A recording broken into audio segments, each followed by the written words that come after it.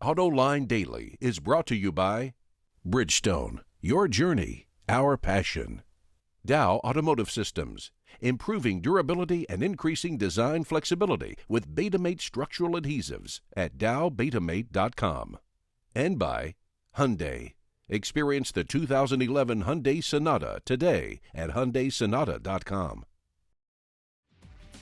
This is Autoline Daily for October 19, 2011, and here are the latest developments in the global automotive industry. Well, it's official. Hourly workers at Ford in the U.S. ratified a new labor contract, though the early returns showed that it was in trouble as more and more UAW locals voted. More of them were in favor of it. But now the attention will swing to the voting on the Chrysler contract, which is not as lucrative as the ones at Ford or GM. The price of steel is falling, but so is production of the material. Buyers say that by the end of the year, prices could fall by nearly $300 a ton compared to their peak in April. There's good news and bad news in this for automakers. The good news is that the price of their most important raw material is dropping fast. The bad news is that this is an indication of a slowing global economy, and that could ultimately hurt car sales. And speaking of raw materials, the prices of some rare earth metals have also been falling from their peaks this summer, and that is prompting the largest producer in the world to cut back on production. The Chinese company, Inner Mongolia Baotou Steel Rare Earth Group, which accounts for half of global production, is using its market dominance to force prices back up. Rare earth metals are a crucial raw material for making electric cars and hybrids. Many automakers and suppliers are trying to come up with ways to avoid using rare earths, precisely because China is manipulating the market. Speaking of China, to help boost sales of EVs, Beijing will not force buyers of electrics to use a lottery system to get a license plate, which can cost up to $5,000 for a set of plates. However, city officials say the offer will only be available for a limited time, and they're also considering tax credits of up to $18,000 for EVs to try and spur sales, because in China, like elsewhere in the world, hybrids and electrics just do not sell in big numbers. Production of the new Opel Astra GTC 3-door hatchback has begun in Poland. The car was not supposed to be out until January, but customer interest prompted the company to pull the schedule ahead by 3 months. The plan is to build about 17,000 cars this year. Full-year production should hit somewhere between 60 and 70,000 units. And I gotta tell you, I really like the way that this car looks. Several lawsuits have been filed against suppliers, accusing them of an international price-fixing scam involving wire harnesses. According to the Detroit News, the companies involved are Delphi, Lear, Furukawa, Leone, Sumitomo Electric, SY Systems, and Yazaki. 3 car owners filed the lawsuits on behalf of millions of people, claiming that the scam resulted in higher prices for cars, and they want those companies to return the money.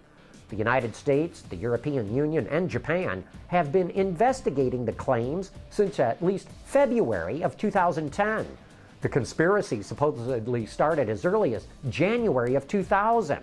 The FBI raided offices in Michigan last year, as did law enforcement in Europe. In Japan, 3 Furukawa executives have already pleaded guilty and have agreed to serve prison time in the United States.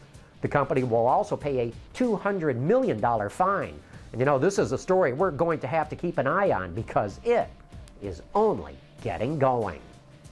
The Fisker Karma is starting to show up on the streets, or at least on some streets, and the company is already looking at expanding its model range, and we'll show you more of what that's about right after this. Look at this. Bridgestone's using natural rubber, researching ways to enhance its quality and performance, and making their factories more environmentally friendly, producing products that save on fuel and emissions, and some that can be reused again, and promoting eco-friendly and safety driving campaigns. One team, one planet. Bridgestone. The big news at Fisker these days is that they're coming out with a new model. Actually, it's a modified version of the Fisker Karma, and I recently got Henrik Fisker to give us a walk around and tell us what it's all about. I'm with Henrik Fisker right now at the Fisker display at the Frankfurt Auto Show. And Henrik, you've got something of a new car here. Tell us what this is and why you've done it. Well, this is our next production car, and basically we are showing the Fisker Surf, which is really our take on a mix between a sports car and a station wagon. So you got a lot more space in the back than you would have traditionally in a sports car or in a four-door sedan. So you got a lot easier to get in and out. It's very exciting inside. It's obviously still our electric vehicle with range extended technology, where you go 50 miles, pure electric, and then another 250 miles in range extended mode. But towards the back, we've got a very big trunk space here where you can put some extra stuff behind. You can move this down, and it's obviously a big hatch on here. So you can see it's a completely different type of vehicle. It's something that is unusual in the market because it's sort of this mix of a sports car and a station wagon. So nobody's really done a car like this before. This is a production car, and we're putting it into production around mid next year.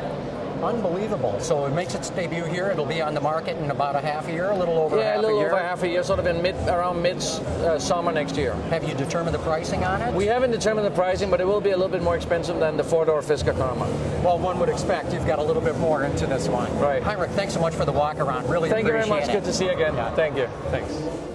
Hey, don't forget to tune into Autoline After Hours tomorrow night. Our guest is going to be Jack Hollis, the guy who's the head of the Scion brand. And we'll especially be talking about their latest model, that dinky little IQ.